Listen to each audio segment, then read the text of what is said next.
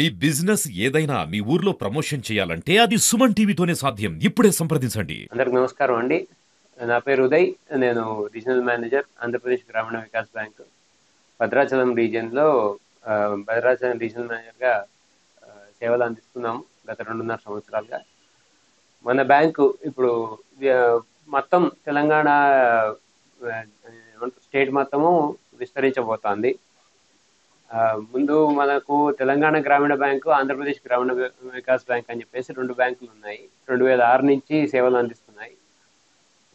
ఇప్పుడు ఈ effective date 1/1/2025 నుంచి మన మొత్తం ఆంధ్రప్రదేశ్ గ్రామీణ వికాస్ బ్యాంక్లో ఉన్న 490 పైచీలకున్న ఏవైతే మన మన బ్రాంచెస్ ఉన్నాయో ఆ బ్రాంచెస్ అన్నీ కూడా ఇప్పుడు తెలంగాణ గ్రామీణ బ్యాంకుతో కలిసి సేవలు అందిస్తాయి.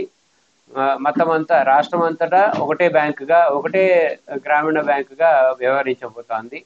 ఇందుకు గాను మామూలుగా మనకు ప్రతి సంవత్సరం మార్చిలో ఎలాగైతే ఏప్రిల్ 1 రోజు మనకి ఏ రకంగా అయితే మనకు యాన్యువల్ క్లోజింగ్ అని చెప్పేసి ఒక రోజు ఎట్లాగైతే సేవలు అందించమో అదే రకంగా ఇప్పుడు ఈ విలీన కార్యక్రమంలో మన వాళ్ళు 30, 31, 28, 29 సెలవులే, కానీ 28, 29, 30, 31 4 రోజులు ఈ విలీన కార్యక్రమం ఉంటుంది. కాబట్టి ఆ కోణంలో ఈ ఆర్థిక లావాదేవీలు కానీ, ఇంకా ఈ మొబైల్ బ్యాంకింగ్ సేవలు కానీ, యూపీఐ సేవలు కానీ స్తంభించబడతాయి. దీనికి మేము చింతిస్తున్నాం.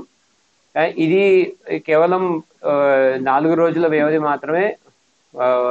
ఎఫెక్టివ్ ఫ్రమ్ 1/1/2025 నుంచి మనము యథావిధిగా మన బ్యాంక్ సేవలు నడుస్తాయి. ఇవన్నీ జరుగుతున్న కారణమే మన ఏమంటారు DFS, department of financial services ఏవైతే ఉన్నారో వాళ్ళ ఆదేశానుసారం, మన సెంట్రల్ గవర్నమెంట్ ఆదేశానుసారం జరుగుతున్నది. ఇవన్నీ మీరు ప్రశ్నించవలసిందిగా మనం. Thank you.